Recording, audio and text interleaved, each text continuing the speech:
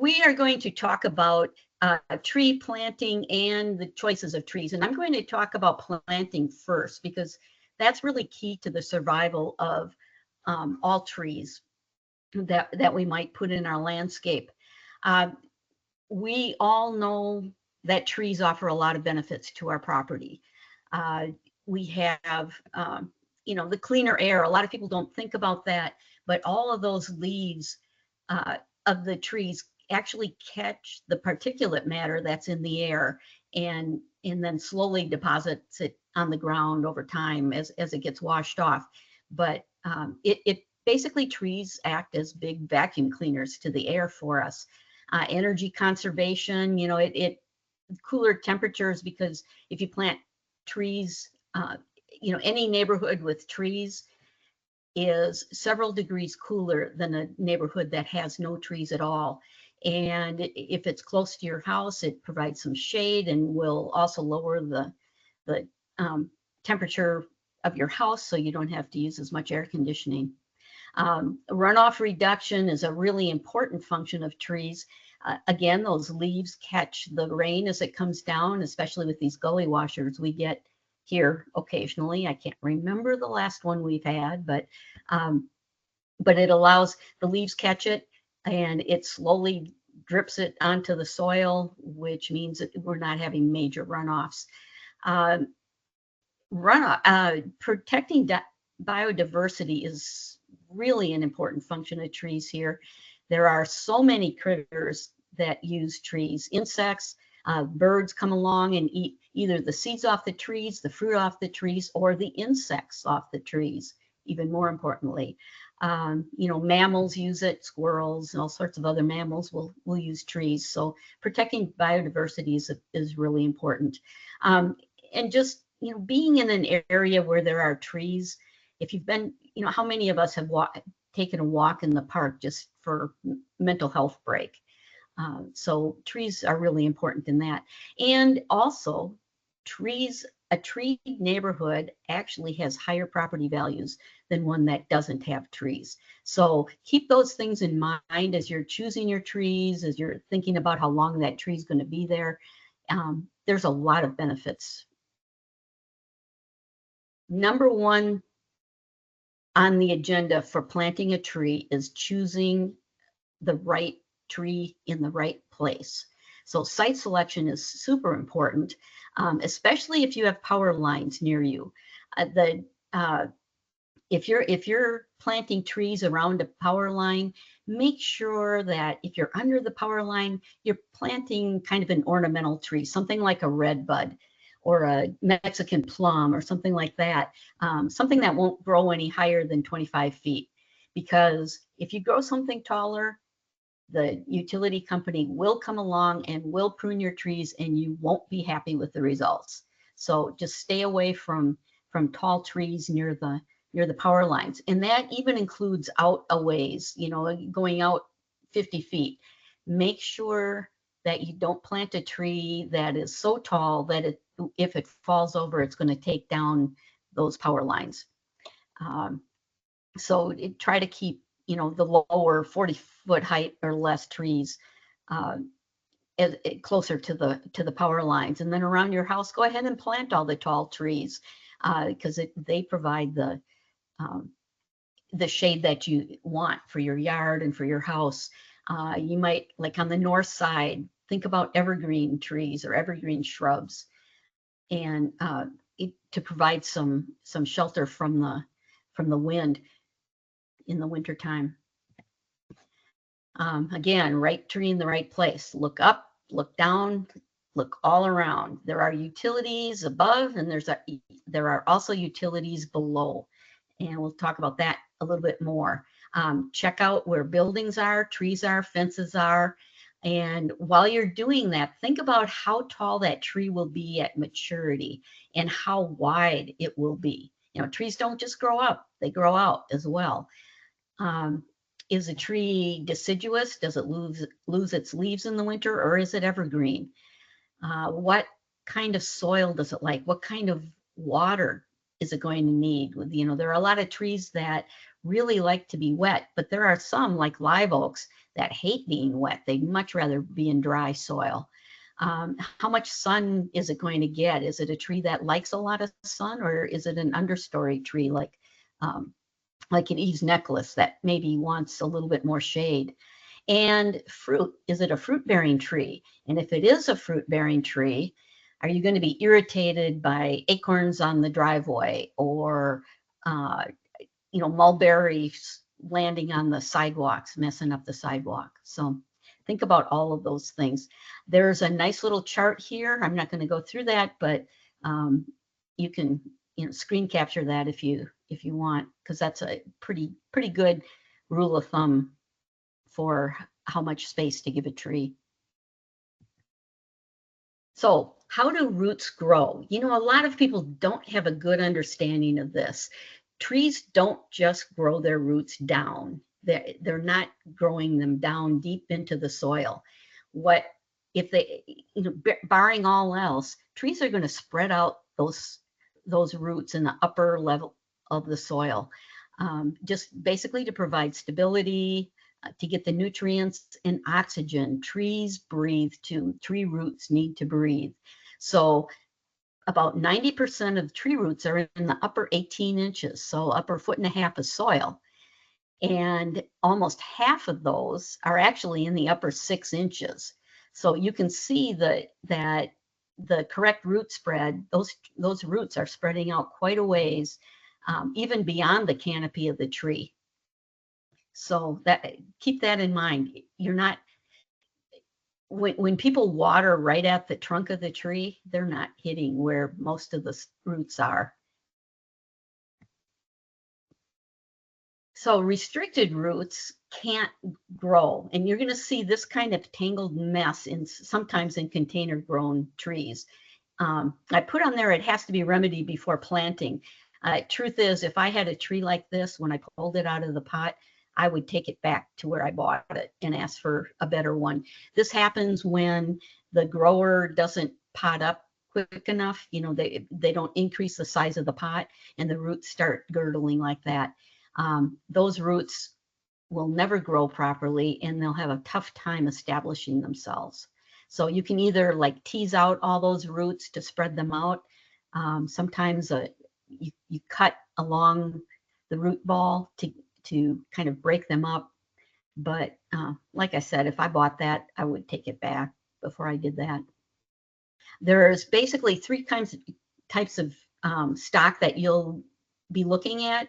One is bare root, but that you usually find bare root stock on only the smallest of trees. But that's one way. And I'll tell you, when you have a bare root tree, you know exactly what you're getting as far as tangled roots. So that's a good thing. Container grown trees, mostly, that's what you'll find mostly at like the big box stores or a lot of the garden centers. And then balled and burlap trees.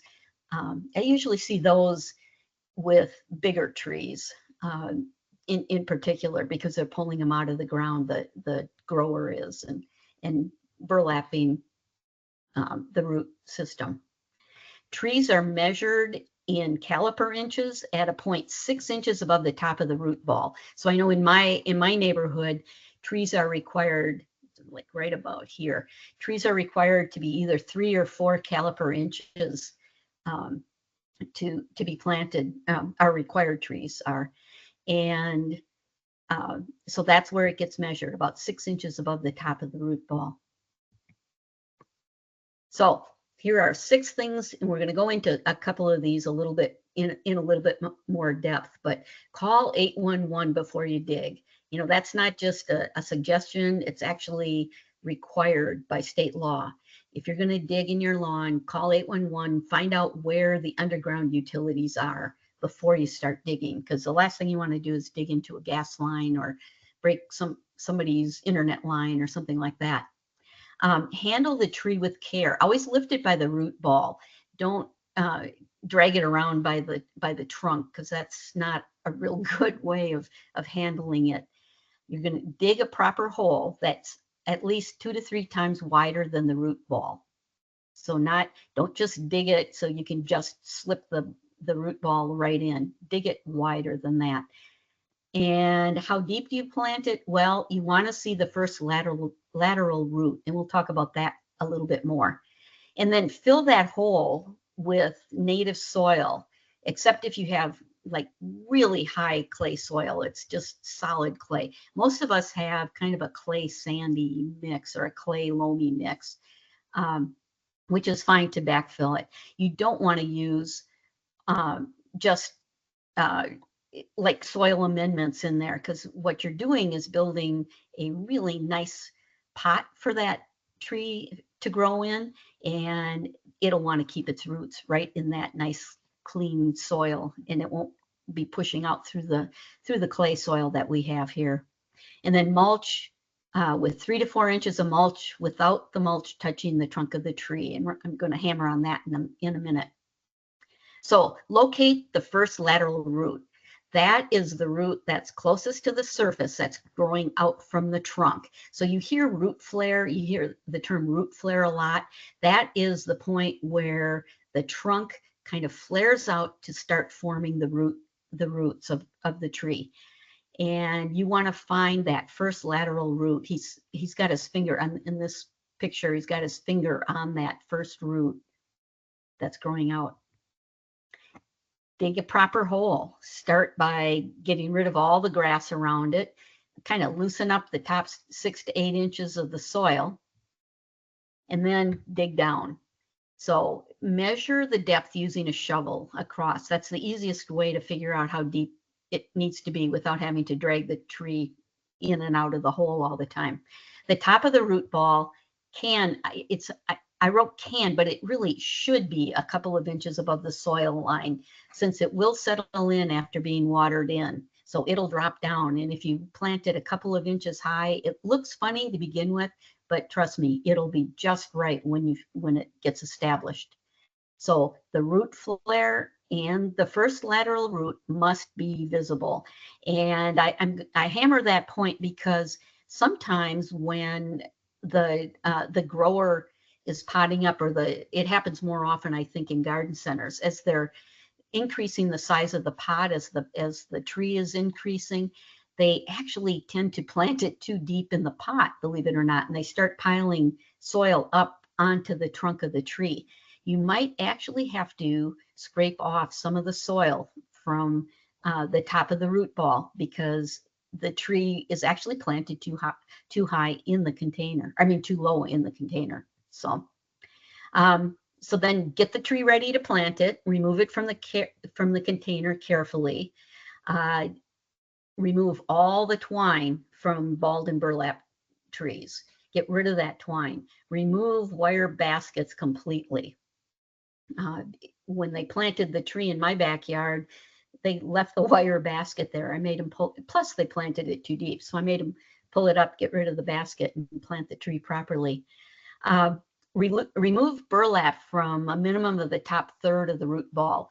They will tell you, the burlap will degrade over time, and it's organic. It'll dissolve. The problem is, in the meantime, you have a tree that's trying to grow, and you've got burlap that isn't quite disintegrating. So at least the top third, I usually remove all of the burlap just so that it can all breathe, I guess, a little bit better. So then you set the tree. I'm going to go back for a second. You can see the roots on the container grown tree on that top picture. I would tease those out as well. You see how they're starting to grow around a little bit? I would tease those out and spread those out a little bit too. So keep an eye on that. Something else you can do is take a sharp knife and just around the edge of the root ball, just kind of cut those roots. It sounds brutal, but it really helps the tree.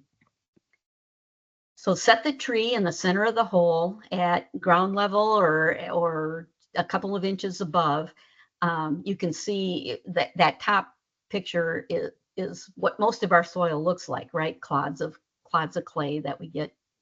We just throw that back in the hole.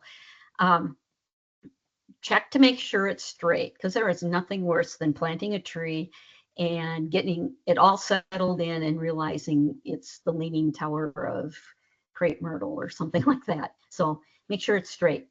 Then backfill with the native soil. As I said, if you put in this wonderful, nutritious pot full of amended soil, that's where the roots are going to want to stay.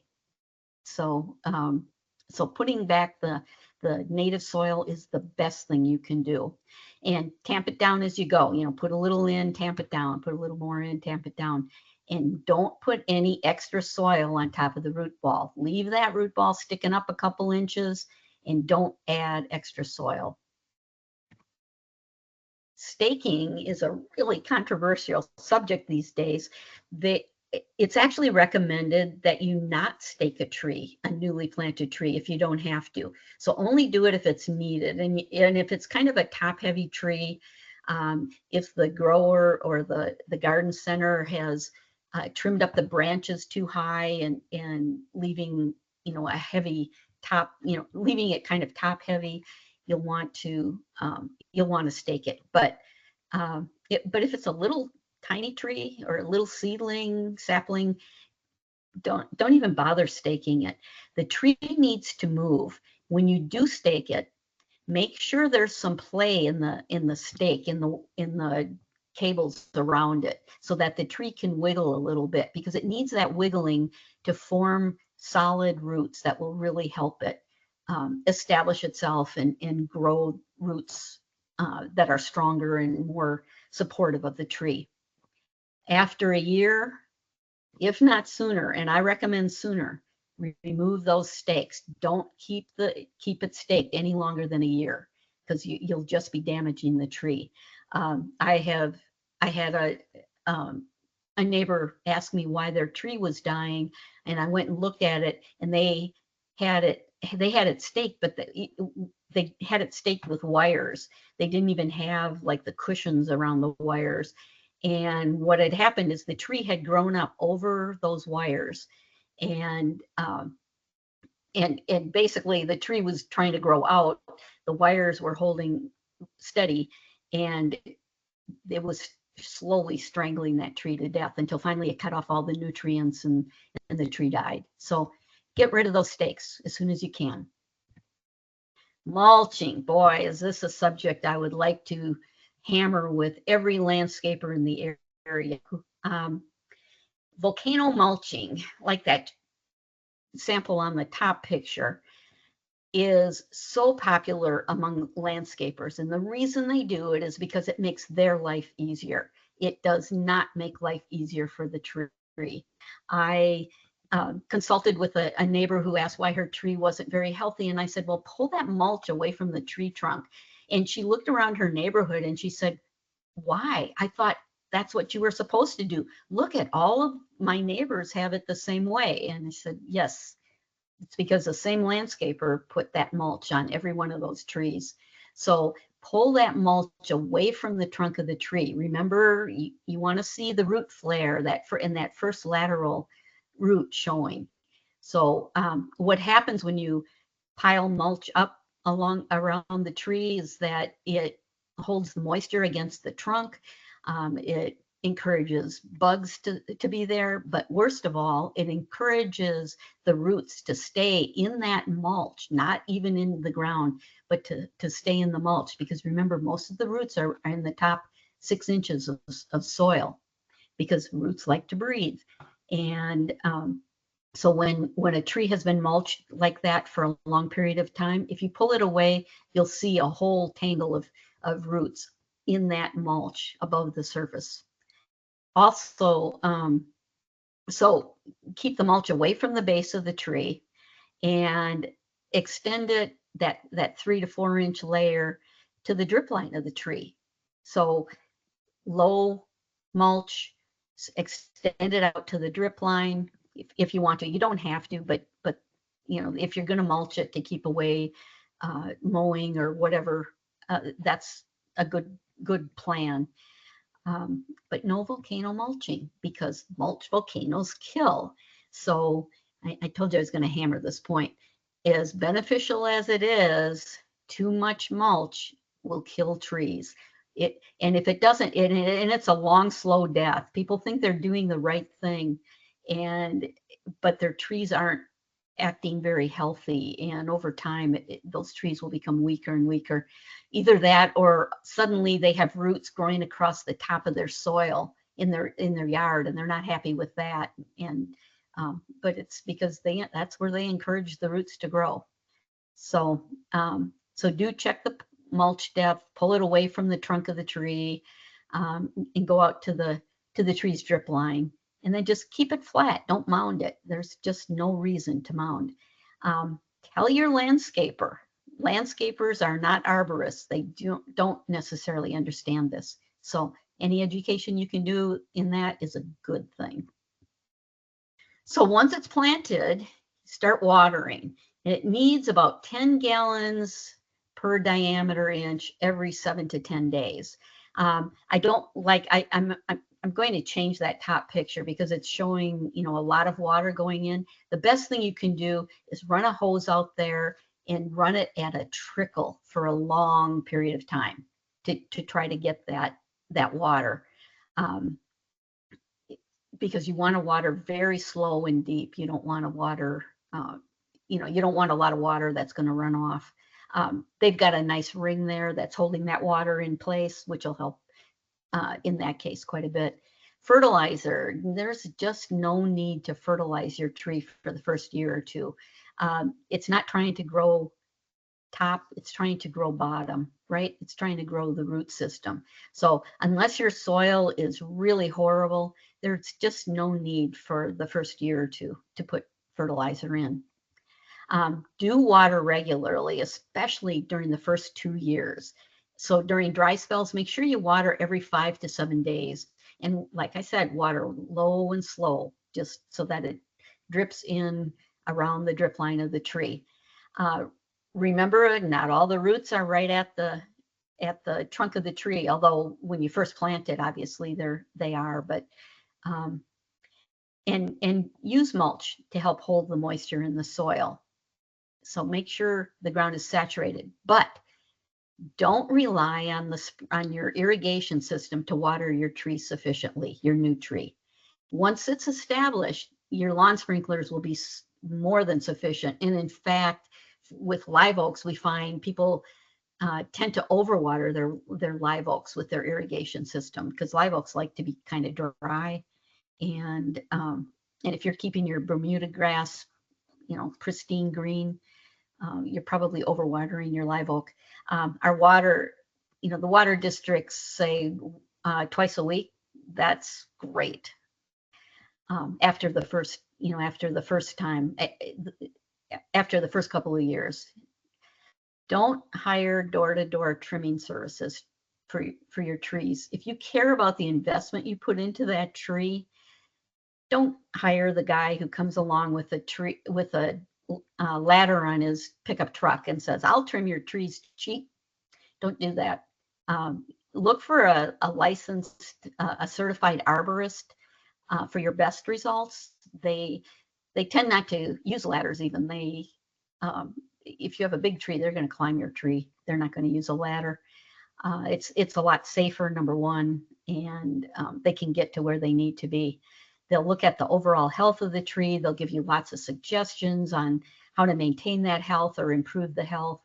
It's worth paying a little extra, and usually it's not even all that much extra. So you can look online for a certified arborist in my area, and you'll find them. So that's how to plant the trees. Now, in the rest of the time, for the next half hour or so, I'm going to talk about some of the trees you might want to consider planting here in the Cross Timbers area. We also go, kind of towards the Blackland Prairie area, and the same trees will work because we're right by each other. But anyways, but I'm also going to talk about a couple trees that we'd rather not see. So watch to the end. Post oaks are our iconic cross timbers tree. And if you have a post oak in your yard, cherish it. Do whatever you can to keep it healthy. Definitely hire that certified arborist, because they are best equipped to keep a post oak alive and healthy. It's a long-lived tree. It's beautiful. but it has one downfall, and that's that it doesn't propagate easily in the nursery trade. So once you lose it, you're not going to find one at the uh, at the tree farm to plant. So the best way to get a new post oak is to let one of those acorns hit the ground and plant itself. So post oaks are just a real treasure for our area.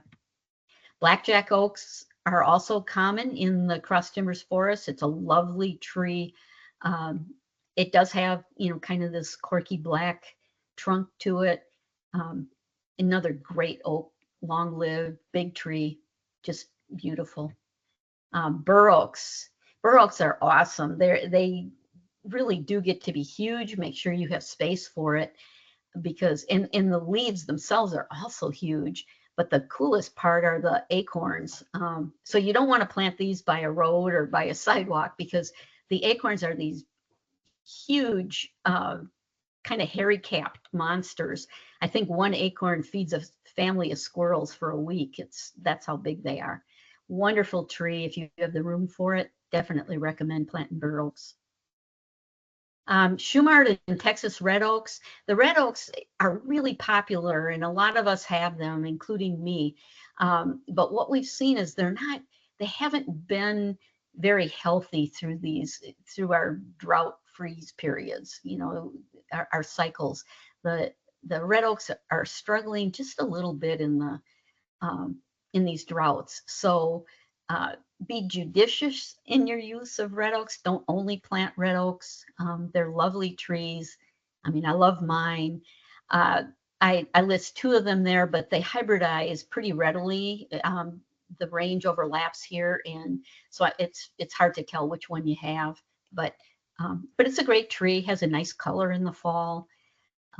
I still recommend planting it. Just don't only plant red oaks because chances are you could lose it within, quicker than you would like.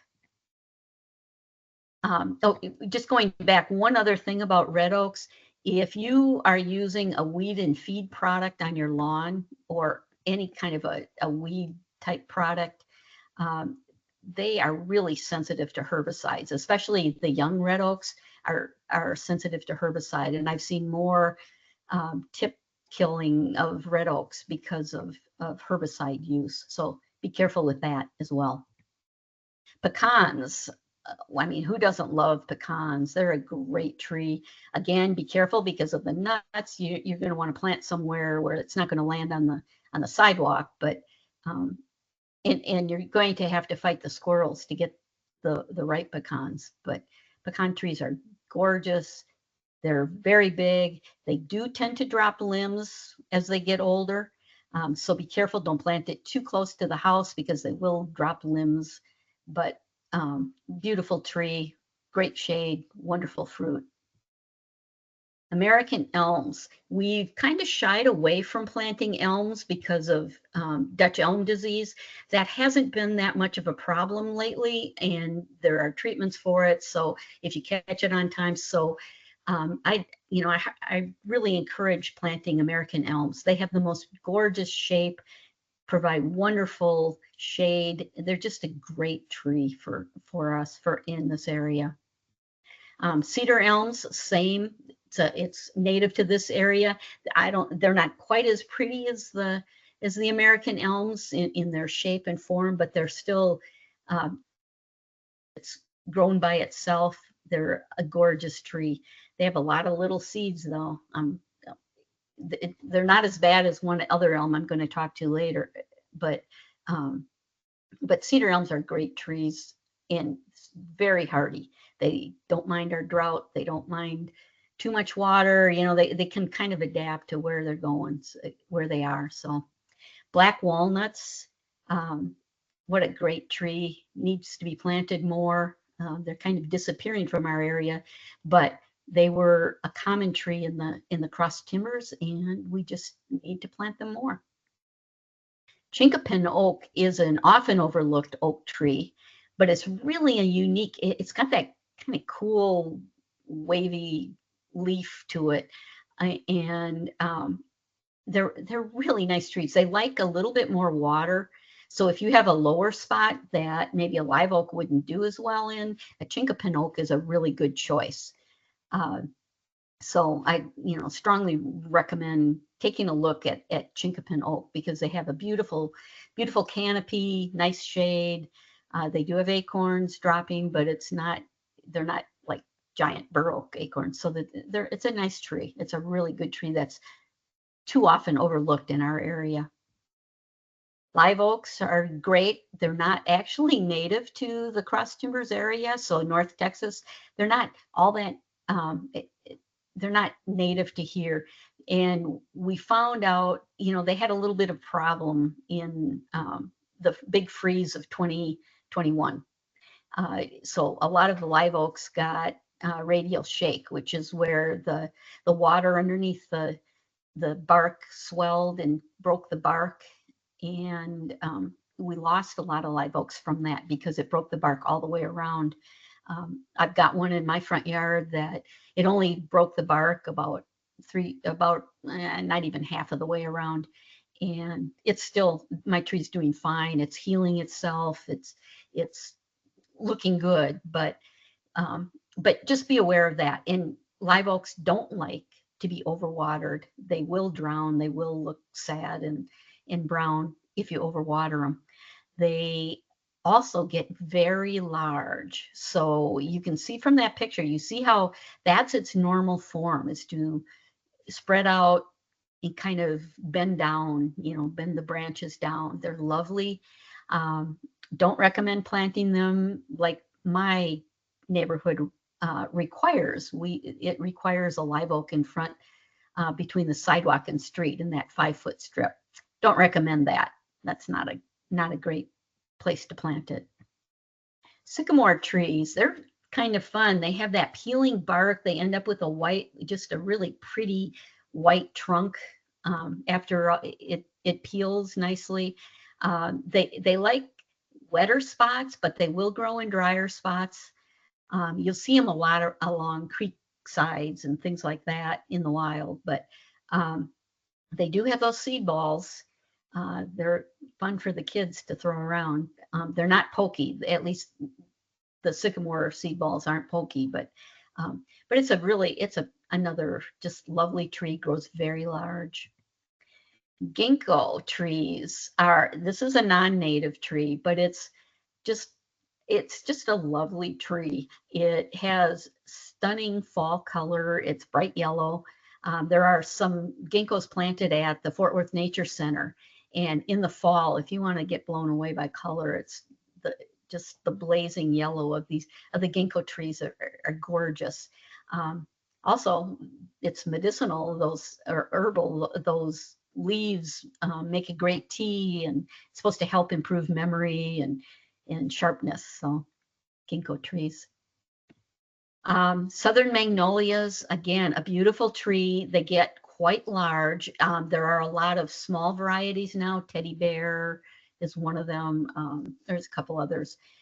Little Gem is another one that doesn't get quite as large. You can see from this picture, its spread is quite large. Magnolias, nothing beats that flower. It is so gorgeous. However, magnolias have a couple of minor irritants, I guess. Those leaves are very thick and waxy, and when they fall, they don't mow up, they don't mulch very well, and so you have to kind of pick them up, or they'll smother your lawn under the tree. And then those seed pods, the seed pods are huge. Once that flower goes away, it forms the seed pod drops down. So those are pretty big too. Two drawbacks, but if you like those flowers, they're gorgeous. And if you have the room for magnolia, it's worth planting. Bald cypress. Bald cypress trees are absolutely stunning. They have a great pyramidical, a pyramid shape. They grow very, very large if left on their own for a number of years. So they're really pretty. The drawbacks, and there's a couple, but the biggest one are those knees, that picture in the middle. And it doesn't just happen if you're in a wet spot. Now, bald cypress like to be wet, My next door neighbor has theirs planted in their backyard, kind of near the bottom of a slope, so it's somewhat damp, but it's not real wet. So they do grow, on higher ground and in drier spots. But if you think those knees only appear when you're in a wet area, not true, because I have some of my neighbors' bald cypress knees in my yard, in my landscape beds. Fortunately, I have landscape beds along the edge, so it doesn't really bother me. Um, but they can get those knees can get really annoying. Uh, they have those ferny leaves. Very different. They're not needles. They're not, like true leaves. They're just kind of ferny and soft and pretty. And they have seed balls. Those cool kind of seed balls that they're real easy to pick up as well. So not a big, that part hasn't been a big issue. Eastern red cedar. We've seen a lot of trouble with our eastern red cedars because of the drought, which is really unusual. You think that they're bulletproof. So not quite sure. Arborists that I've consulted with don't really understand what's happening or why the red cedars are dying the way they are. But it's a great screening plant. It's native to our area. Well, it's not really native to the cross timbers, but it does very well here. Usually it has a single trunk. Sometimes it'll have more than one. So watch, if you want a single trunk tree, you're going to have to watch for that. I've had a huge eastern red cedar in my yard that we left with limbs all the way to the ground. It provided great shelter for a lot of wildlife. Those juniper berries, that's the flavoring for gin. So just FYI, a lot of people like that. Sweet gum trees, gorgeous fall colors. Sweet gums are really prevalent in East Texas, but they grow well here.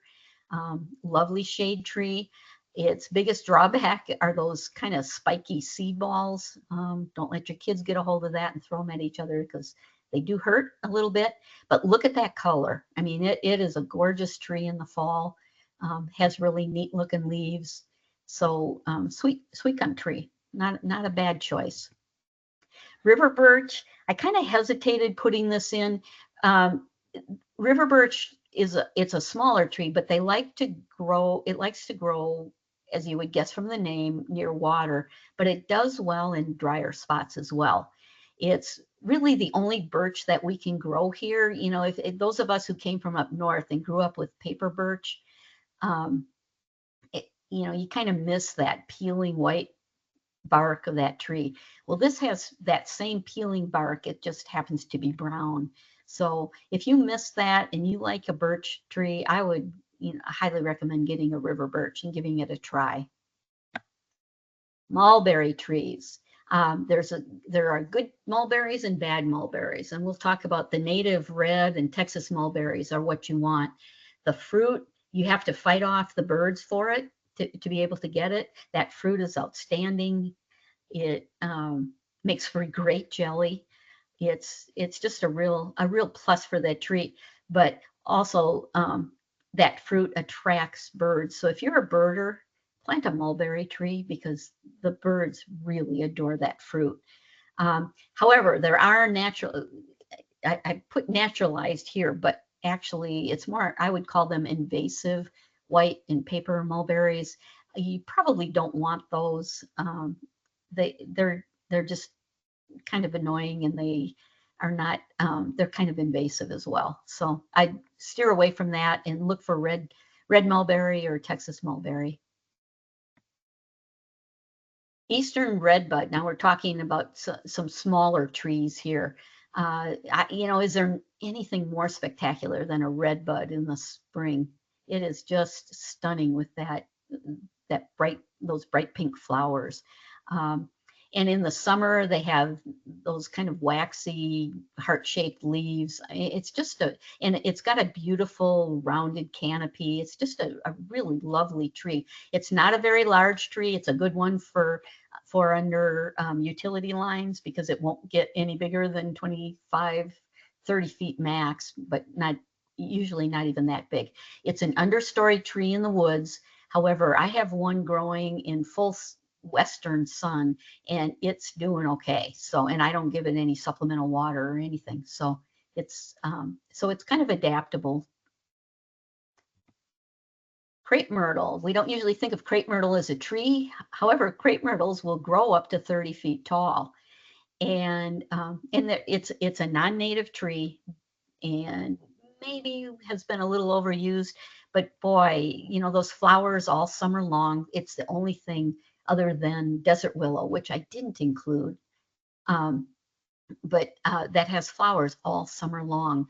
Plus it's got that bark that peels off and as it matures, and it reveals just this lovely smooth trunk or multi-trunk, depending on how you're trimming your crepe myrtles. So and while I'm on crepe myrtle and mentioned desert willow, that's one I do need to add to this presentation because desert willows are awesome. They don't take much water. They'll grow just about anywhere, and they do bloom all summer long. So, and they get larger than you might think. So be careful where you plant it. Look at the mature size before you plant it so you don't get it too close to whatever, wherever you're planting it. This is a sadly way underused tree shrub. Again, it's one of those shrubs that you can trim into tree form. Gets quite large, 20 to 30 feet tall, but it's got interest all year long. In the spring, it blooms, those white blooms. You know, who needs a Bradford pear when you have a rusty black viburnum blooming, you know, this lovely white, stunning flowers. In the summer, it has these kind of waxy green leaves that are really pretty. It puts on the colored fruit. It starts out red and matures into a deep purple, black looking fruit. In the fall, those leaves turn bright red, so you have really nice fall color. And then in the winter, when the leaves all fall off, the trunk has is just really interesting. It's got a really interesting bark coloration and striations and things. So even the bark is interesting in the winter. So take a look at that. If you haven't ever looked at one of these, you know, take a look at that. Eve's necklace is an understory tree in the woods, although I planted some in full sun at a school and they did very well. Nice little tree. Again, it's a small tree. It has really pretty flowers in the spring, but I think the most interesting piece of it are the seeds that come from those flowers. They look like a necklace. They look like a beaded necklace. So really interesting, great tree for kids because they think those seeds are pretty cool. So we also have questionable choices. Those were all great choices. Go ahead, plant them. Of course, there are a lot more than that, but those are good choices. There are some questionable choices, and white ash is one of them. Now we love white ash. You know, ash trees have been a staple of American neighborhoods for centuries, but emerald ash borer has hit our area, sadly. And so while there are treatments to keep it at bay, the treatments are costly and you have to keep treating them every 2 to 3 years. So, you know, you can make up your mind. Do you want an ash tree and know that you're probably going to have to treat it every 2 to 3 years to keep away the emerald ash borer, or you're going to lose it eventually. I mean, it's really starting to hit up in my area already. So, and the same goes for green ash. You know, they're both great trees. I would, if it wasn't for emerald ash borer, I would highly recommend either of those two. Red maples. Wow. You know, they're selling a lot of red, like the autumn blaze, like this picture on the right. And saying, oh, they work here in North Texas. Well, my in my opinion, they don't really work here in North Texas. I've seen a lot of people plant them, and within 3 to 5 years, they're gone. There were a couple of them planted at the entrance to my neighborhood. One of them died after 7 years. The other is still struggling along, but I give it maybe another couple years. By 10 years, it's going to be out. So just be mindful of that. But, is there that color? I know, again, it's just so gorgeous. Maybe it's worth it to plant it, for knowing you're only going to get, maybe 5 to 7 years out of it. Maybe you'll be one of the lucky ones where it survives. Silver maples get pushed a lot for some reason, and I don't know why. They have never done well here in North Texas. So just say no to silver maple. If you want a maple, a big tooth or a shantung are both good choices. Big tooth is a native to Texas, and it has really nice fall color. It's got some nice red fall color as well. Shantung maple is it is an Asian variety that does well here. The color isn't quite as intense, but it still has nice color too. So if you really want a maple, I'd plant one of those too, instead of one of the autumn blazes or a silver maple. Chinese pistache, and some of you will find it surprising that I put this on the list, especially since I had planted one of these myself. But the problem with Chinese pistache is that they've become so invasive in our natural areas. Those on the right, you can see all those seeds. And if you get a female, you're going to have those seeds. So number one, if you're going to choose a Chinese pistache anyways, make sure it's a male and doesn't have all of those seeds, because you will regret those in your yard in the end. It's got lovely color again. It's just, it's beautiful in the fall. I truly love the Chinese pistache that I planted, but I wouldn't do it again because I take care of natural areas, and I have had to pull way too many of these trees. So I can't recommend it. I call it a questionable choice, but I just can't recommend it. Lace bark elm, full disclosure, I have one of these in my backyard. Lovely tree. Again, it's an Asian variety, Chinese elm, and it's got that really interesting peeling bark that shows orange through. Lovely tree, lovely form. Puts out thousands of seeds. I mean, literally thousands. Every year I pull hundreds and hundreds of little elm seedlings out of my landscape beds. So it's probably going to be listed as an invasive species soon, but so it's a questionable choice, although it's a popular choice, and I have one. But there are some trees we just say no to. One of them is Bradford pears and Callery pears, and I think just about everybody knows this now, but I have heard that there are still garden centers selling Bradford pears. They're so lovely in the spring with the flowers. They're lovely in the fall with the color, but they are extremely invasive, number one. And number two, that they only last about 20 years, and they start breaking branches about 15 years in. So if you want a long-lived tree, this one isn't it. So I don't think nurseries should be selling them. I'm sorry to hear they still are, but I would just say no.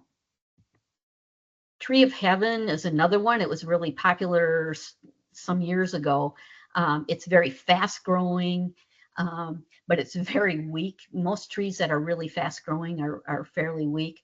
It's got huge leaves, over 2 feet long, and lovely flowers. I mean, they're very lovely, but again, a highly invasive tree. It's another Asian variety, very invasive. Just say no to Tree of Heaven if somebody tries to talk you into it. I added golden rain tree. We used to have a lot of these. You don't see this around here all that often, but again, they're becoming very invasive. Another Asian variety. Chinaberry. I don't see this. I haven't seen this being sold. China berries are super invasive again. All those berries, similar to Chinese pistache. Kind of interesting. I mean, it's a pretty tree, but just say no. It's so invasive. And if you ever have to volunteer in a nature area where you have to take out invasive, you're going to curse this tree because it just doesn't die. And that's it. Are there any questions? You can see, I mean, look at these lovely trees, and you can see how a tree-lined road just really attracts, is just so much more attractive than no trees at all. So